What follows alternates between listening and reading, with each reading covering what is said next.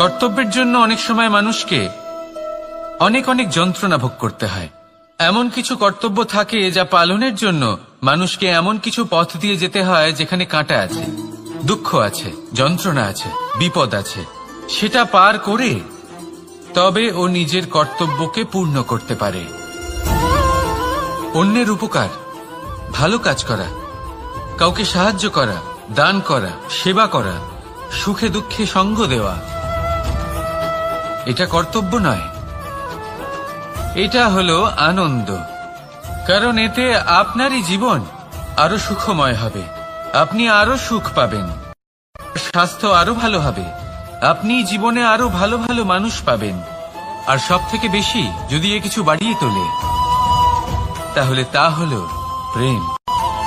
তাহলে একে কর্তব্য মনে করবেন না, এ হলো শুধুই সেই পথ যাতে অগ্রসর হয়ে আপনি নিজের জীবন অত্যন্ত সুখময় করে তুলতে পারবেন। তাহলে আপনি এটাই করুন আর আমার সাথে ভালোবেসে বলুন, রাধা রাধা। আপনি কখনো একটা পর্বতকে দেখে থাকবেন, দিনের বেলায় যদি দেখেন এই পর্বতকে কত সুন্দর দেখতে লাগে।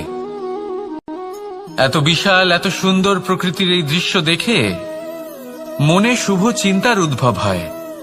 এবার সেই পর্বতকেই আপনি অন্ধকারে দেখুন, ততটাই ভয়াবহ মনে হয়। এবার এটাই হয় মানুষের সাথেও, আর এটাই হয় অন্য কোন স্থানের সাথেও। এবার এর কারণ কি?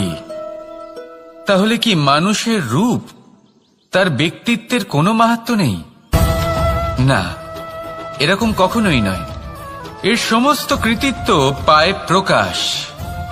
শুধুমাত্র এই প্রকাশই আপনার গুণকে, আপনার ব্যক্তিত্বকে, আপনার রূপ আরো উজ্জ্বল করে সংসারের সামনে নিয়ে আসে। তাহলে আপনিও অন্ধকার থেকে প্রকাশের পথে অগ্রসর হন, সেই মানুষগুলোর দিকে অগ্রসর হন, সেই দিশায় অগ্রসর হন যা আপনার ভেতরের গুণগুলিকে, আপনার ব্যক্তিত্বকে সংসারের সামনে আনতে পারে। যদি আপনি তা পারেন তাহলে আপনি জীবনভর সুখী থাকবেন। আসুন আর আমার সাথে ভালোবেসে বলুন, রাধা রাধা। আপনি কখনো সূর্যের আলোকে নিজের হাতের মুঠোর মধ্যে রাখার চেষ্টা করেছেন? আপনি নিশ্চয়ই জানেন যে সেটা সম্ভব নয়। আপনি জলকে কখনো বেঁধে রাখার চেষ্টা করুন, সেটাও সম্ভব নয়। কিন্তু যখন এই সূর্যের প্রকাশ, এই উত্তাপ পৃথিবীতে আসে, তখন ধরিত্রী কি করে? সে সমস্ত বনস্পতির মধ্যে তা ভাগ করে দেয়, তাদের বিকাশের সহায়ক হয়ে ওঠে। আর এই ধরিত্রীকে পুজো করা হয়, একে ধরিত্রী মাতা বলা হয়। সেই রকমই চন্দ্রমা রাত্রে যখন উজ্জ্বল হয়, নিজের আলো বিকশিত করে, তখন পথচারী পথিককে তার পথ দেখায়। সেই জন্য চন্দ্রমাকে দেবতা বলা হয়। ঠিক সেইভাবেই আপনি কখনো এই প্রকৃতিকে বেঁধে রাখার চেষ্টা করবেন না। একে আগলে রাখতে শিখুন, একে ভাগ করে নিতে শিখুন, ঠিক প্রেমেরই মতো। এই প্রেমকে কখনো নিজের হাতের মুঠোয় আবদ্ধ করার চেষ্টা করবেন না, বরং একে মন খুলে ভাগ করে নিতে শিখুন। এটা যদি আপনি শিখে নিতে পারেন তাহলে নিজেকেও প্রসন্ন রাখতে শিখে যাবেন, অন্যদেরও প্রসন্ন রাখতে শিখে যাবেন। আসুন আর আমার সাথে ভালোবেসে বলুন, রাধা রাধা। দুঃখ কি, ভয় কি, এদের কিছুটা এইভাবে ভাবা যেতে পারে। জীবনে যখনই আপনি কিছু একটা লাভ করবেন, তখন সেটা হারানোর ভয় তার সাথেই চলে আসে। যেমন আপনি যদি ধন অর্জন করেন, ধন হারানোর ভয় তার সাথেই চলে আসে। সম্পত্তি অর্জন করলে সেটা লুট হবার ভয় তার সাথেই চলে আসে। আর এটা জীবনের সাথেও হয়। যেই মুহূর্তে আপনি জন্ম নেন, মৃত্যুর ভয় তার সাথেই চলে আসে। জন্ম না নিলে মৃত্যু কিভাবে হবে? মৃত্যুর ভয় কোথা থেকে আসবে? এবার এই ভয় কি সেটা আপনাকে বুঝিয়ে বলি। এই ভয় যদি মনের মধ্যে থাকে, জীবনে থাকে, তাহলে যা কিছু লাভ করবেন, সুখ, সম্পত্তি, সুবিধা, ধন, এইগুলি লাভ করার একটা আনন্দ থাকে, এদের সাথে জীবনযাপন করার একটা আনন্দ থাকে। এই ভয় সেই আনন্দ আপনার থেকে কেড়ে নেয়। ধরে নিন কাল আপনার মৃত্যু হতে চলেছে। এবার কালকের মৃত্যুর ভয় আজই মনে পুষে রাখলে তাহলে এই ভয় আজকের সুখ, আজকের শান্তি আপনার থেকে কেড়ে নেবে। ভয় এটাই করে। সেই জন্য মনে রাখবেন, ভয়ের সঙ্গ আপনি ত্যাগ করে দিলে জীবন যাপনের যে সুখ তা চিরকাল আপনার সাথে থাকবে। আসুন আর আমার সাথে ভালোবেসে বলুন, রাধা রাধা। আপনি কখনো কোনো পর্বতে চড়েছেন? কথায় আছে, যখন আমরা পর্বত আরোহণ করি, ওপরে ওঠার সময় দুর্ঘটনার সম্ভাবনা কিছুটা কমে যায়। সেখানেই যখন পর্বত থেকে নিচে নামি, তখন দুর্ঘটনার সম্ভাবনা অত্যন্ত বৃদ্ধি পায়।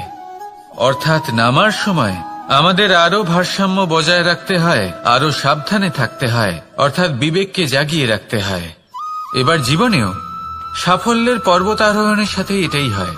যখন আমরা সাফল্যের পর্বত আরোহণ করতে থাকি, তখন এমনি আমাদের লক্ষ্য আমাদের গন্তব্যের দিকে থাকে। আমরা নিরন্তর পরিশ্রম করি, চেষ্টা করতে থাকি, আমাদের মধ্যে সেই উৎসাহ থাকে, সেই সাহস থাকে। কিন্তু একটা কথা সত্যি, সমস্ত আরোহণের পরে অবরোহণ থাকে। আর এই অবরোহণই থাকে যেখানে বেশিরভাগ মানুষ নিজের ভারসাম্য বজায় রাখতে পারেন না, আর সেখানেই ভেঙে পড়েন। তাই জীবনে যদি সাফল্যের শিখরে পৌঁছতে চান, তাহলে আপনাকে নিরন্তর প্রয়াস করতে হবে, সংঘর্ষ করতে হবে, পরিশ্রম করতে হবে, আর নিজের লক্ষ্যের দিকে একাগ্রতা কেন্দ্রীভূত করতে হবে। তাহলে আপনি নিজের লক্ষ্য অবশ্যই পাবেন। কিন্তু যখন অবরোহণের সময় আসবে, যা নিশ্চিত রূপে আসবেই, তখন আপনাকে সংঘর্ষ করতেই হবে, ধৈর্য ধরতেই হবে, সাবধানে থাকতেই হবে, ভারসাম্য বজায় রাখতেই হবে। এটা হলো অত্যন্ত আবশ্যক, কারণ পরবর্তী সাফল্যের শিখরে আপনাকে পৌঁছতেই হবে, আর তার জন্য আপনাকে সুরক্ষিতভাবে অবরোহণ করতেই হবে। ঠিক কিনা? আসুন আর আমার সাথে ভালোবেসে বলুন, রাধা রাধা। প্রসন্নতা এমন এক অনুভূতি যা আমরা সকলে পেতে চাই। এবার এটা ভেবে দেখুন যে আমরা আমাদের প্রসন্নতার জন্য অন্য কাউকে দায়ী কেন করি। আজও এরকম কিছু করেছে, ওর জন্য আমি দুঃখী হয়ে আছি। আজও এমন কিছু করলো যার ফলে আমার মন প্রসন্ন হয়ে উঠল। না, আপনাকে স্পষ্ট করে একটা কথা বলে দিই, আপনার প্রসন্নতা না শুধু আপনার নির্বাচন, না শুধু আপনার হাতে রয়েছে, বরং আপনি নিজের প্রসন্নতাকে নিজেই আকৃষ্ট করেন। এই ফুলগুলিকে দেখুন, এই ফুল এর সুগন্ধ ছড়ায়, আর এই ফুল নিজের দিকে কীট পতঙ্গদের আকৃষ্ট করে। এবার দেখুন, কীট পতঙ্গ কাদের আকৃষ্ট করে? গিরগিটি বা ব্যাঙ, এরকম কিছু প্রাণীদের। এবার এই যে ফুল, কীট পতঙ্গের জন্য এই যে ফুল, তার বিকাশ হয়, এ আরো প্রস্ফুটিত হয়, ওর বংশ আরো বৃদ্ধি পায়। তাই এর তাৎপর্য হলো সহজ, ফুল উচিত ব্যক্তিকে নিজের দিকে আকৃষ্ট করে। এবার কীট পতঙ্গের কথা বললে তারা কাদের আকৃষ্ট করে? তাদেরই যারা তাদেরই শিকার করবে, খাদ্যরূপে গ্রহণ করবে। এবার কাকে আপনি নিজের দিকে আকৃষ্ট করতে চান, তার নির্বাচন আপনারই। আপনি কি প্রসন্নতাকে নিজের দিকে আকৃষ্ট করতে চান, নাকি অপ্রসন্নতাকে করতে চান, তার নির্বাচন আপনারই। আপনি জীবনে যা কিছু পাবেন, সুখ দুঃখ, আশা নিরাশা, প্রসন্নতা অপ্রসন্নতা, সবই হলো আপনারই নির্বাচনের পরিণাম। তাহলে সঠিক নির্বাচন করুন, আর আমার সাথে ভালোবেসে বলুন, রাধা রাধা। ঘূর্ণিঝড়, যখন এই ঘূর্ণিঝড় আসে, তখন প্রচন্ড বেগে হাওয়া বয়ে চলে। সেই সময় এমন কিছু বৃক্ষ আছে যা কঠিন হয়ে দৃঢ় হয়ে দাঁড়িয়ে থাকে। সেই গাছ যা 10 বছর ধরে বা সহস্র বছর ধরে দাঁড়িয়ে থাকে, তাদেরকে আপনি খুব সহজে নাড়াতে পারবেন না।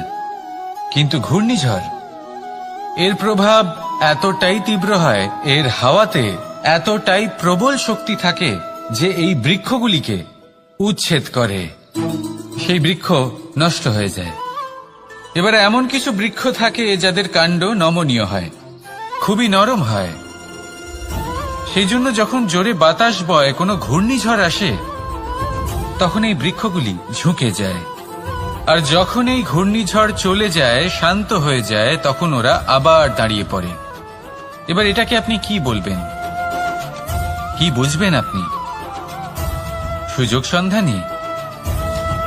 না, বরং এটাই হলো প্রকৃত আদর্শ। যখন আপনার সামনে এমন কেউ থাকেন যিনি আপনার থেকে অনেক শক্তিশালী, তখন তাকে সম্মান করা আপনাকে শিখতেই হবে। তাই মনে রাখবেন, এই সংসারে যখনই দুই শক্তির একে অপরের সাথে সংঘর্ষ হয় শুধুই বিনাশ হয়, কিন্তু যখন শক্তির সাথে আসক্তি মিলিত হয় সেখানে সুরক্ষা থাকে, সেখানেই কিছু নির্মাণ হয়। তাই আসুন আর আমার সাথে ভালোবেসে বলুন, রাধা রাধা। ভয়। আমরা ভয়ের বিষয়ে অনেক কথা বলি, ভয়ের থেকে সবসময় দূরে পালাই। কখনো ভেবে দেখেছেন আমরা এই ভয়ের সদ্ব্যবহারও কি করতে পারি না? নিশ্চিত রূপে করতেই পারি। এমন কোনো অক্ষর নেই যার দ্বারা কোনো মন্ত্র হয় না। তাই নিশ্চিত রূপে এই ভয়েরও সদ্ব্যবহার আমরা করতেই পারি। নির্ভর করছে আপনার দৃষ্টিভঙ্গির ওপর, আপনার প্রতিক্রিয়ার ওপর। ভয় যখন সামনে আসে দুটো পথ থাকে। প্রথমটা হলো ভয়ভীত হয়ে চুপচাপ পালিয়ে যাওয়া, আর দ্বিতীয় পথ সেই ভয়ের সম্মুখীন হওয়া। সেই ভয়ে ডুবে গিয়ে দেখুন এমন কি আছে যা আপনাকে পিছনে টেনে রাখছে। নিজের সাহসকে জাগিয়ে তুলুন, নিজেকে আরো শক্তিশালী বানিয়ে তুলুন, নিজেকে আরো শ্রেষ্ঠ বানিয়ে তুলুন, আর আপনার সামনে যা আছে সব প্রাপ্ত করে নিন। সেই ভয়, আপনি তার থেকে পালিয়ে যেতে চান নাকি তার সম্মুখীন হয়ে নিজেকে আরো শ্রেষ্ঠ বানাতে চান? সেই চয়ন আপনারই, প্রতিক্রিয়া আপনারই, দৃষ্টিভঙ্গি আপনারই। আসুন আর আমার সাথে ভালোবেসে বলুন, রাধা রাধা। কখনো কোনো বনে আপনি আগুন লাগতে দেখেছেন? এমন ভয়ানক আগুন লাগতে পারে সমস্ত বন জ্বালিয়ে দিতে পারে। সেখানে যে বনস্পতি পাওয়া যায়, সেখান থেকে যে ঔষধি পাওয়া যায়, সবকিছু নষ্ট হয়ে যায়।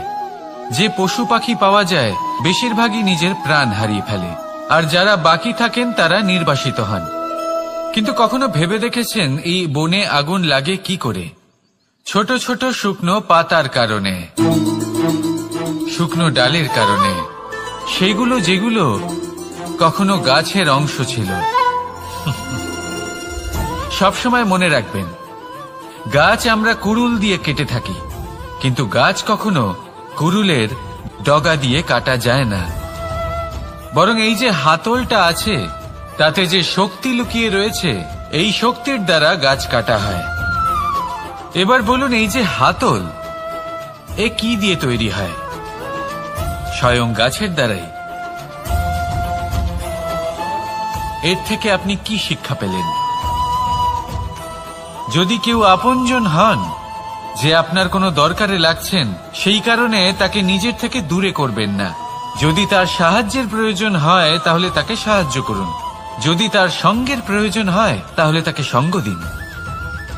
নিঃস্বার্থভাবে আপনজনদের বিকাশের পথে নিয়ে যান। নিজের স্বার্থ অনুসারে আপনজনদের নিজের জীবনে রাখবেন না।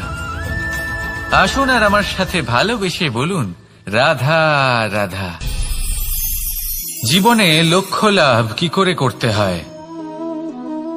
কেউ বলবে বন্ধুদের সাহায্যে, কেউ বলবে প্রেমের সাহায্যে, কেউ বলবে নিরন্তর চেষ্টা করলে, কেউ বলবেন পরিশ্রম করলে, কেউ বলবেন ঈশ্বরের আশীর্বাদে, ইত্যাদি ইত্যাদি।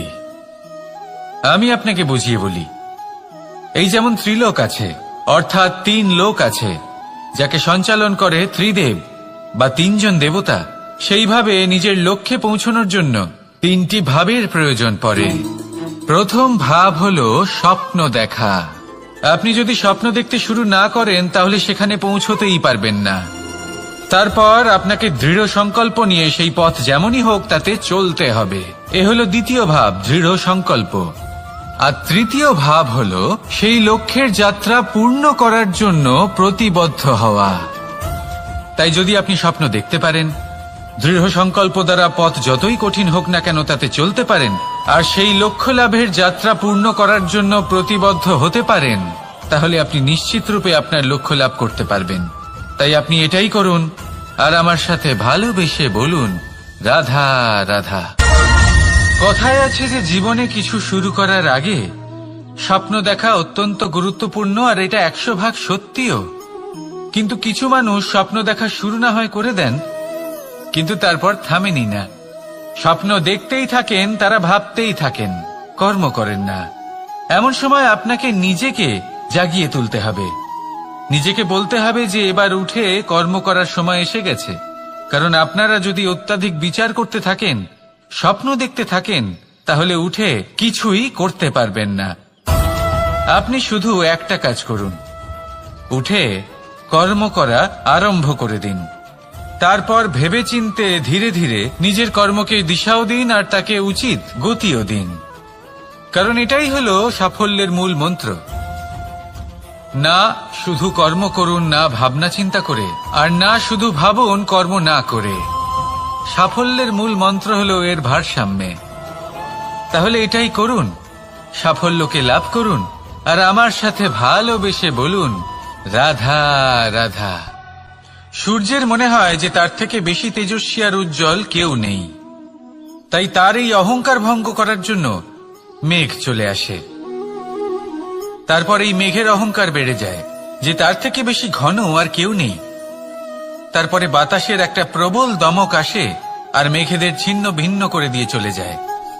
তখন বায়ুর অহংকার বেড়ে যায়, আরো ভাবে যে তার থেকে বেশি শক্তিশালী আর কেউ নেই। এই দমকা বাতাস যখন বিশাল এক পর্বতের সাথে ধাক্কা খায়, তখন সেই বাতাসের অহংকারও চূর্ণ বিচূর্ণ হয়ে যায়। তারপরে পর্বত ভাবে যে তার থেকে বেশি ধীর আর শক্তিশালী আর কেউ নেই। তখন পৃথিবীতে ভূমিকম্প হয় আর সেই বিশাল পর্বত চূর্ণ বিচূর্ণ হয়ে যায়, তারও অহংকার ভেঙে যায়। এবার ধরিত্রীর অহংকার হতে থাকে। ধরিত্রী বলে যে আমার উপর সবকিছু টিকে রয়েছে, আমার থেকে বেশি শক্তিশালী আর কেউ নেই। একটা ছোট্ট ইঁদুর আসে, মাটিতে গর্ত করে আর মাটি ধসিয়ে দেয়। ধরিত্রীর অহংকার ভেঙে যায়। এর তাৎপর্য হলো সরল, এই সংসারে অহংকার কখনো স্থির থাকে না, এই অহংকার ভাঙবেই। এটা হলো সাংসারিক চক্র। আমাদের নিজেদের জীবনে কর্তব্য পালন করতে হবে, কর্ম করতে হবে, কিন্তু অহংকার নয়। যে ব্যক্তি এটা বুঝতে সক্ষম হন তাকে জ্ঞানী বলা হয়, আর যে মানুষ এটা বুঝতে পারেন না তিনি সারা জীবন শোধ প্রতিশোধ মান অভিমানের এই চক্রে আটকা পড়েন। এবার আপনি কি এই চক্রে আটকে থাকতে চান নাকি জ্ঞানী হয়ে উঠতে চান? সেই চয়ন আপনারই। আসুন আর আমার সাথে ভালোবেসে বলুন রাধা রাধা। কোন যোদ্ধা জন্ম থেকে যোদ্ধা হন না, তিনি যোদ্ধা হবেন কিনা চয়ন করেন। তিনি যোদ্ধা হবেন বলে তখনই স্থির করেন যখন তিনি পিছু হটবেন না বলে দৃঢ় প্রতিজ্ঞ হন। যদি ওনার সামনে অশুভ কিছু হয়, তার বিরোধিতা করতে দৃঢ় প্রতিজ্ঞ হন, তবেই তিনি যোদ্ধা হতে পারেন। কেউই যোদ্ধা হয়ে এই পৃথিবীতে জন্মগ্রহণ করেন না। আপনি কি হতে চান? সেই দর্শক হতে চান যারা যুদ্ধভূমিতে বসে থেকে অন্য কারোর জয়ে উচ্ছ্বাস প্রকাশ করেন, নাকি সেই যোদ্ধা হতে চান যিনি নিজের শৌর্য দিয়ে বীরত্ব দিয়ে পরাক্রম প্রদর্শন করেন এবং যার প্রশংসা যুগ যুগ ধরে হয়ে চলে? সিদ্ধান্ত আপনারই। আসুন আর আমার সাথে ভালোবেসে বলুন রাধা রাধা। আর প্রাথমিক নিয়ম হলো এই সাফল্য লাভ করার জন্য সাফল্য লাভ করার স্বপ্ন আপনাকে অবশ্যই দেখতে হবে আগে। হ্যাঁ, কিন্তু শুধুমাত্র স্বপ্ন দেখলেই কিছুই হবে না। স্বপ্ন দেখুন, তারপরে আপনার নিজের নিদ্রাকে ভঙ্গ করতে হবে, দিনরাত পরিশ্রম করতে হবে, দিনরাত চেষ্টা করতে হবে, তবেই এই সাফল্য আপনার কাছে আসবে আর আপনার পদানত হবে। তাহলে স্বপ্ন দেখুন আর পরিশ্রম করে তাকে সার্থক করুন। যদি এটা করেন তবেই সাফল্য সহজেই আপনার কাছে আসবে, আর তখন মন প্রসন্ন হয়ে বলবে রাধা রাধা। সমস্যা, প্রত্যেকের জীবনেই সমস্যা আসা যাওয়া করে, আর প্রত্যেক মানুষ সমস্যা আসার পর তার সমাধান খুঁজতে উঠে পড়ে লাগেন। কিন্তু যখনই সমস্যার সমাধান হয়ে যায়, আমরা সুপ্রসন্ন হয়ে যাই এবং অসাবধানও হয়ে যাই। আমাদের মনে হয় যে আমরা সম্পূর্ণরূপে সমস্যার অন্ত করেছি, কিন্তু কোথাও না কোথাও একটা ছোট্ট বীজ রয়েই যায়, আর সেই বীজ আমাদের অসাবধানতার ছত্রছায়ায় বড় হতে থাকে, আর তারপর মহা সংকট হয়ে আবার আমাদের উপর আক্রমণ করে। এই সংকট যে কোনো রূপে আসতে পারে, কোনো শত্রুর রূপেও আসতে পারে বা কোনো মহামারীর রূপেও আসতে পারে। সেই জন্য সবসময় সাবধান থাকাই উচিত। কারণ অসাবধান হলে কি হয়, আমাদের সুরক্ষা চক্রে একটা ছেদ উৎপন্ন হয়, আর আমাদের শেষ করতে পারে এমন এক বাণ সেই ছেদ বিন্দু হয়ে আমাদের হৃদয়ে প্রবেশ করতে পারে। তাই যে কোনো সমস্যার সমাধান করুন, জয়ী হন, উৎসব পালন করুন, কিন্তু সাবধানে থাকবেন। আসুন আর আমার সাথে ভালোবেসে বলুন, রাধা রাধা। আমাদের জীবনে দুই ধরনের সম্পত্তি হয়ে থাকে, এক হলো ভৌতিক সম্পত্তি, এক হলো জৈবিক সম্পত্তি। অর্থ, সম্পদ, সুবিধে, খাদ্য এইসব ভৌতিক সম্পত্তির মধ্যে পড়ে। ব্যক্তি, মিত্র, পরিবার, আমাদের আপনজন, আত্মীয় স্বজন সব জৈবিক শ্রেণীতে পড়ে। আর প্রত্যেক মানুষের পক্ষে এই বিভাজন বোঝা অত্যন্ত আবশ্যক। কারণ মূলত আমাদের ব্যবহার দুই রকমের হয়ে থাকে, হয় আমরা ভালোবাসি বা আমরা সদ্ব্যবহার করি। আর সবথেকে বড় ভুল আমরা তখন করি যখন আমরা বুঝতেই পারি না যে ভালোবাসবো কাকে আর ব্যবহার করব কাকে। আমরা ভৌতিক সম্পত্তি ভালোবেসে ফেলি আর ব্যবহার করি জৈবিক সম্পত্তিকে, যেখানে এটা অনুচিত। জৈবিক সম্পত্তিকে ভালোবাসুন আর ভৌতিক সম্পত্তিকে ব্যবহার করুন। যেদিন আপনার মধ্যে এই বোধ জাগ্রত হবে যে কাকে ভালোবাসবেন আর কাকে ব্যবহার করবেন, সেই দিন আপনার জীবনে শুধুই শান্তি বিরাজমান হবে। আর তখন এই মন প্রসন্ন হয়ে বলবে, সঞ্চয়। মানুষের যখন থেকে বোধ বুদ্ধি হয়, সঞ্চয় করতে আরম্ভ করে দেন। সঞ্চয় করতে থাকেন ভোজনের, সঞ্চয় অর্থের, সঞ্চয় শক্তির। নিজের জন্য করেন, নিজের পরিবারের জন্য করেন, নিজের স্ত্রীর জন্য করেন, সন্তানের জন্য করেন, সন্তানের সন্তানের জন্য সঞ্চয় করেন। সঞ্চয় করার জন্য ওনার কাছে অনেক কারণ রয়েছে, কারণ উনি এটা ভাবেন যে এই সঞ্চিত শক্তির জন্য কেউ ওনার কোনো ক্ষতি করতে পারবে না। মানুষ ভুলে যান একটা গুরুত্বপূর্ণ কথা, এই সত্য, উনি এই সংসারে খালি হাতেই এসেছিলেন আর এখান থেকে ওনাকে খালি হাতেই যেতে হবে। যা এখানকার তা এখানেই থেকে যাবে। আর যদি কিছু ওনার সাথে যায় তা হলো ওনার কর্ম, আর কিচ্ছু নয়। তাই যদি কিছু অর্জন করতে চান তাহলে শুভ কর্ম অর্জন করুন, আত্মশক্তি অর্জন করুন, কারণ পরলোকে এটাই হবে আপনার সম্পত্তি। তাহলে কি এটা আপনি অর্জন করতে চান না? আসুন আর আমার সাথে ভালোবেসে বলুন, রাধা রাধা। সদিচ্ছা। দেখতে গেলে 3 অক্ষরে তৈরি এই শব্দ, কিন্তু সমস্ত ত্রিলোক তার উপরেই আধারিত। আপনি এই সংসারে এসেছেন, তখন অবশ্যই শ্বাস নেবেন, কিন্তু তার বদলে আপনাকে কিছু তো দিতেই হবে। আপনার উপর নির্ভর করছে আপনি কি দেবেন। কি দেবেন এই সংসারকে, এই সমাজকে, নিজের পরিবারকে, আর তার বদলে কি নেবেন? যশ নাকি অপযশ? দেখুন, এক ছিল রাবণ, যে কিনা সমুদ্র পার করল সীতাকে অপহরণ করার জন্য, আর এক ছিলেন রামচন্দ্র, যিনি সমুদ্র পার করেছিলেন, সেতু বানিয়ে গিয়েছিলেন সীতাকে ফিরিয়ে নিয়ে আসার জন্য। দুজনেই সমুদ্র পার করেছিলেন, শুধু পার্থক্য ছিল সদিচ্ছাকে বোঝার, লক্ষ্যের। অনেক মানুষের যাত্রা একরকম হতেই পারে, কিন্তু আনন্দ তখনই লাভ করবেন যখন লক্ষ্য শুভ হবে, মহান হবে। এই লক্ষ্য দিয়ে এই সংসারের কল্যাণ হবে এবং মানুষের সম্মান হবে।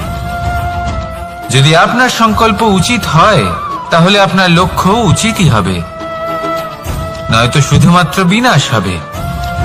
আর উচিত এটাই হবে যে বিনাশের হাত থেকে যেন নিজেকে বাঁচানো যায়, কি বলেন? তাই জীবনে যে লক্ষ্য স্থির করছেন, মনে রাখবেন তা যেন শুভ লক্ষ্য হয়। যদি এরকম হয় তাহলে আপনার যাত্রা, আপনার জীবন দুটোই শুভময় হবে। আসুন আর আমার সাথে ভালোবেসে বলুন, রাধা রাধা। সুরক্ষা। এই সুরক্ষা আসলে কি? এটা কি কোনো কবচ নাকি কোনো সীমা? এই সুরক্ষা আসলে অন্য কিছু। আমাদের মাতা পিতা, আমাদের প্রিয়জন, আমাদের বন্ধু, এই সমাজ আমাদের শুভাকাঙ্ক্ষী, আমাদের আত্মীয়, এনারা সবাই আমাদের জীবনে কোনো না কোনো ভাবে সুরক্ষা দিয়ে থাকেন, একটা কবচ দিয়ে থাকেন কোনো না কোনো রূপে। কিন্তু দেখতে গেলে আমাদের পরাক্রমের পথে, আমাদের বীরত্বের পথে, আমাদের সাহসের পথে এই সুরক্ষাই সব থেকে বড় বাধা হয়ে দাঁড়ায়। একবার ভেবে দেখুন, যদি আপনি কোনো সুরক্ষাই না পান, বা যদি আপনি এই সুরক্ষা ভেঙে বাইরে আসতে পারেন, তাহলে আপনার বীরত্ব চরম সীমায় পৌঁছে যায়। কেন? কারণ তখন আপনি জানেন যে এই সংসারের সম্মুখীন আমাদের নিজেদেরই হতে হবে। আপনি বুঝে যান যে শত্রুর সম্মুখীন এবার নিজের বলের দ্বারা, নিজের পরাক্রমের দ্বারা, নিজের সাহসের দ্বারা করতে হবে। আর তখন আমাদের মনের মধ্যে এই শক্তি জাগ্রত হয়। এই শক্তি অন্তরেই বসবাস করে। শুধু এটা চিনে নিতে হবে, একে জাগ্রত করতে হবে। আর এটা সুরক্ষা ভেঙে যাওয়ার পরেই সম্ভব হয়। আর যারা নিজের শক্তি সম্পর্কে জানেন, যিনি নিজেই জানেন তিনি কতটা শক্তিশালী, তিনি নিজেই নিজের সুরক্ষা কবচ চিরকালের মতো ভেঙে ফেলে দেন, ঠিক কর্ণের মতো। আর তারপরে দেখুন, আপনার পরাজয় হোক বা বিজয়ী হোক না কেন, সেটাই অনেক বড় হয়, সেটাই প্রশস্ত হয়ে থাকে। সেই জন্য ত্যাগ করুন নিজের ভয়কে, নিজের আশেপাশের এই সুরক্ষা চক্রকে ভেঙে ফেলুন, আর সম্মুখীন হন এই সংসারের নিজের শত্রু সম্মুখীন হন। পরাক্রমের এই অঙ্কুর, তা অঙ্কুরিত হওয়ার জন্য বীজের উপরের এই কবচ, এটা ভেঙে যাওয়া অতি আবশ্যক। আসুন আমার সাথে ভালোবেসে বলুন, রাধা রাধা। যখন আমরা হাঁটতে থাকি আর আমাদের পায়ে কাঁটা বিঁধে যায়, তখন মুখ দিয়ে আহ বেরিয়ে আসে, কান্না চলে আসে, আর অনেক সময় অভিশাপও বেরিয়ে আসে। কিন্তু আমরা কি কখনো এটা এইভাবে দেখেছি, এইভাবে ভেবেছি যে আমরা যে পথে চলেছি সেই পথে কাঁটা বিঁধেছে, নাকি আমরা সেই পথ নির্বাচন করেছি যাতে শুধুই কাঁটা রয়েছে? নাকি আমরা এভাবে ভেবে দেখেছি যে এই কাঁটা আমাদের কষ্ট দিতে এসেছে, নাকি এটা আমরাই বিছিয়ে রেখেছিলাম? সাবধান থাকা উচিত ছিল, কারণ কাঁটা বিঁধলে যন্ত্রণা হবে, চিৎকার করে ফেলতে পারি, মুখ থেকে অভিশাপও বেরিয়ে আসতে পারে। কিন্তু এই অভিশাপ শুধুমাত্র আমাদের তরফ থেকে অভিশাপ হয়, সামনের ব্যক্তিটির উপরও নির্ভর করে। এবার সেই ব্যক্তি যদি এমন হয় যে ফুল আর কাঁটা এই দুই সমানভাবে গ্রহণ করতে পারে, তার কাছে অভিশাপও বরদানে পরিণত হয়। শেষ পর্যন্ত ব্যাপারটা দাঁড়ায় ভাবনা, চিন্তা, দৃষ্টিভঙ্গির উপর। কারণ আপনার এই ভাবনাই সত্যি হয়ে সামনে আসে। সেই জন্য এই ভাবনা, চিন্তা, মানসিকতাকে গুরুত্ব সহকারে দেখবেন। এই বিবেচনা নিয়ে বিবেচনা করতে শিখুন। আমার কথার অর্থ হলো যে জীবনে যখন এরকম কিছু একটা ঘটবে, তখন ভেবে দেখুন যে এরকম কেন হলো।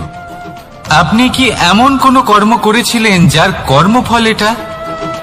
এমন কোনো কাজ যা অনুচিত ছিল, অসত্য ছিল, যা অভদ্রতার কারণ ছিল? ভেবে দেখা প্রয়োজন। দেখুন, ইচ্ছে হলো আপনার যে আপনি কি করতে চান, ভাবনা আপনার, সত্য আপনার, জীবন আপনার, সিদ্ধান্ত আপনার। আসুন আর আমার সাথে ভালোবেসে বলুন, রাধা রাধা। সময়, এই সময় আসলে কি? এই সময় একটা সরল রেখা তো কখনোই নয়।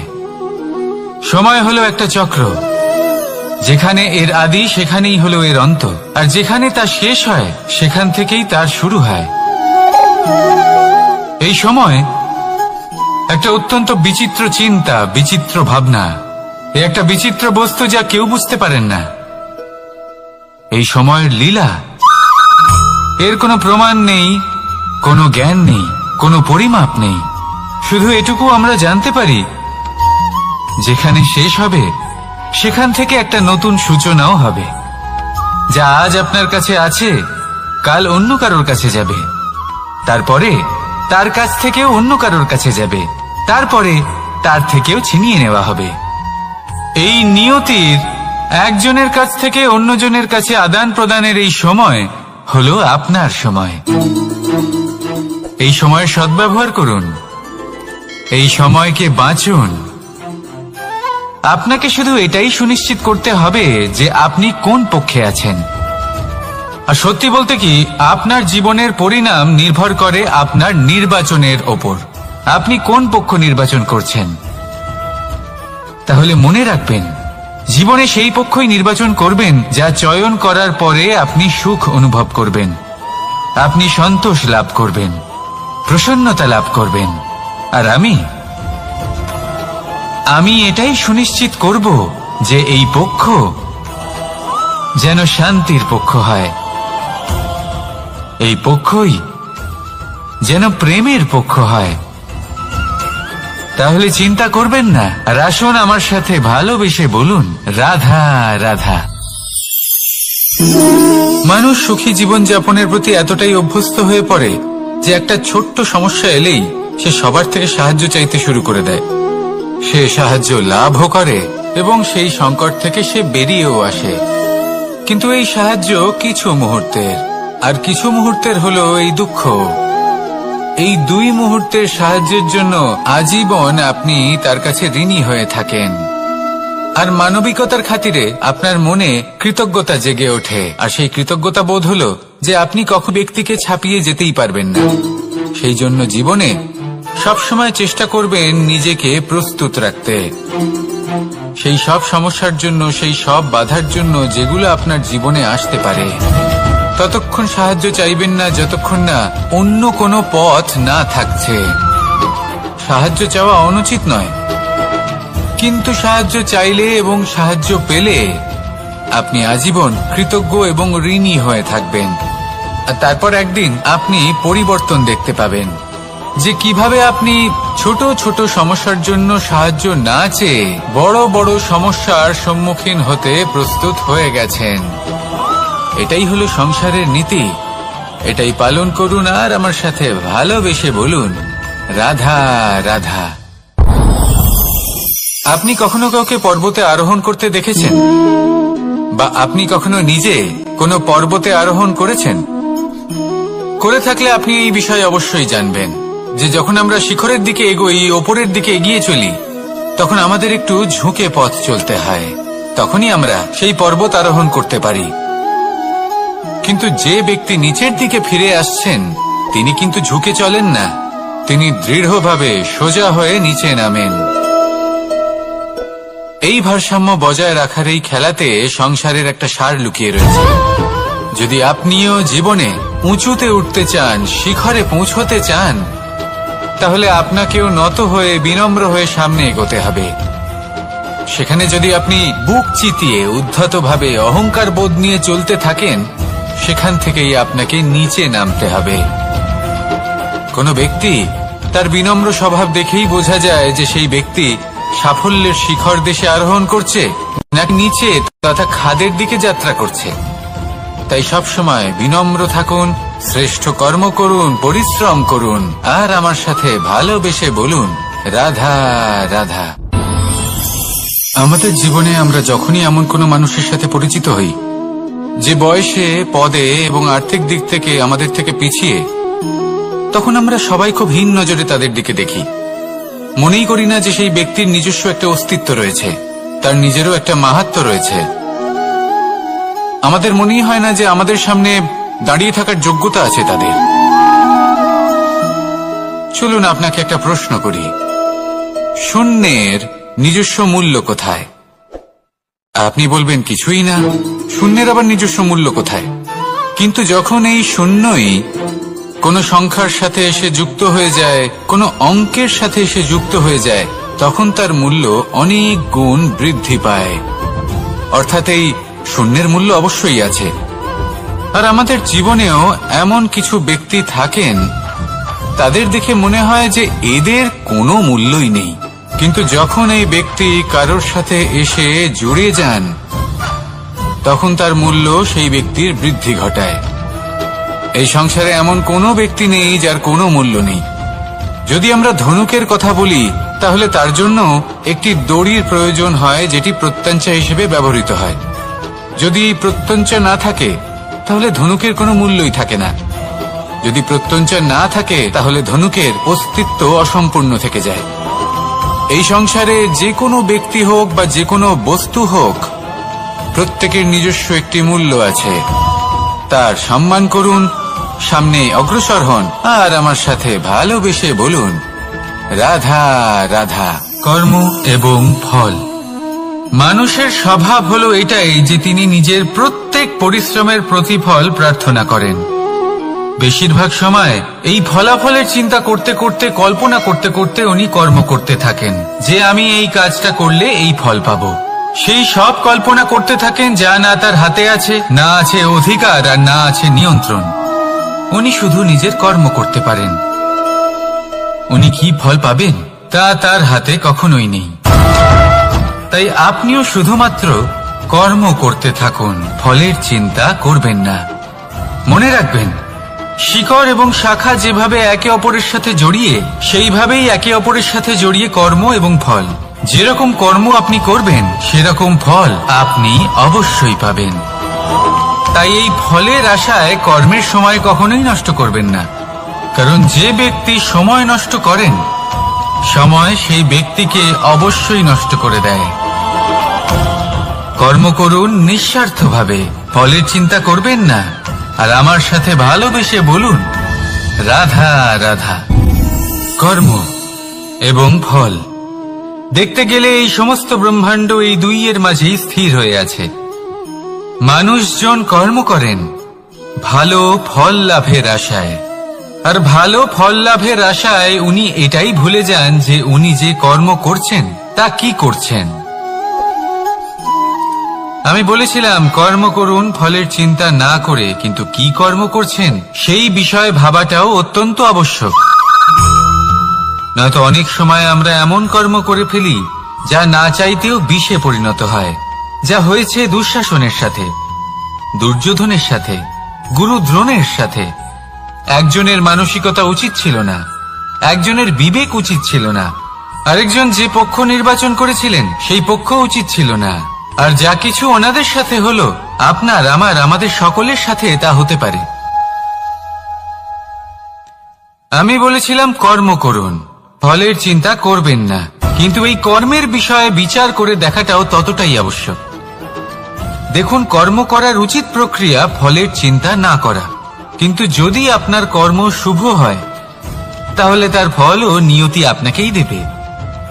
সর্বদা কর্ম করার সময় এটা ভাবুন যে আপনার এই কর্ম এই সংসারকে, এই সমাজকে, আপনার পরিবারকে, আপনার আশেপাশের মানুষজনকে কোন দিশে যাবে। যদি এটা সবার জন্য মঙ্গলময় হয় তাহলে কর্ম করতে থাকুন। আর হ্যাঁ, নিশ্চিত রূপে ফলের চিন্তা করবেন না। আসুন আমার সাথে ভালোবেসে বলুন রাধা রাধা।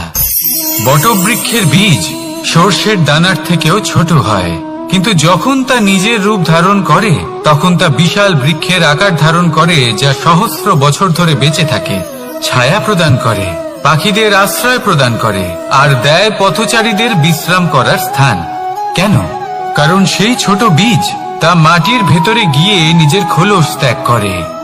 অন্ধকারে থাকে সে, যতই আলো আসুক না কেন, যতই বর্ষা আসুক না কেন, সব সহ্য করে। আর তারপরে একটা চারা গাছ অঙ্কুরিত হয়, তারপর ধীর গতিতে একটা বিশাল বৃক্ষতে পরিণত হয়। দেখুন, জীবনে কঠিন সময় আসে, এই জন্য নয় যে আপনি হার মেনে নেবেন, এই জন্য আসে যাতে আপনি ভবিষ্যৎ নির্মাণের জন্য নিজেকে তৈরি করতে পারেন। যদি কঠিন সময়ে আপনি ওই বীজের মতো দৃঢ় হয়ে থাকতে পারেন, তাহলে আপনিও একদিন সেই বিশাল বৃক্ষের মতো নিজের অস্তিত্ব গড়ে তুলতে পারবেন, যা সহস্র বছর পর্যন্ত মনে রাখা হবে। আসুন আমার সাথে ভালোবেসে বলুন রাধা রাধা। এই ব্রহ্মাণ্ড কত বৃহৎ, তাই না? যার সম্মুখে এই পৃথিবীকেও একটা বিন্দুর মতো মনে হয়। আর এই পৃথিবীতে আমরা কে হই, আমাদের আকার কিরকম, আমাদের অস্তিত্বই বা কি? যখন আমরা এভাবে ভাবি তখন মনে হয় আমরা কিছুই নই। তা আমরা যখন কিছুই নই, তাহলে আমরা এত চিন্তা করি কেন? কি ভেবে ভয় পাই? কাকেই বা এত ভয় পাই? কে আমাদের মারতে পারে আর কেই বা আমাদের জন্ম দেবে? আত্মার আসলে না কখনো জন্ম হয় আর না কখনো মৃত্যু। আত্মা শুধুই শরীর বদল করে। আপনি, আমি, আমরা সকলে এই শরীর নয়, আমরা হলাম আত্মা, যা হলো পরম আত্মার পরম অঙ্গ। সেই জন্য মনে রাখবেন, বাইরের কোথাও দেখবেন না, নিজের অন্তরের গভীরে গিয়ে দেখুন, আত্মাকে উপলব্ধি করতে শিখুন। ক্লেশ, ভয়, চিন্তা, এই সব কিছুর থেকে নিজেকে দূরে রাখুন, তাহলেই উপলব্ধি করতে পারবেন পরমাত্মাকে। তাহলে আসুন আমার সাথে ভালোবেসে বলুন, রাধা রাধা।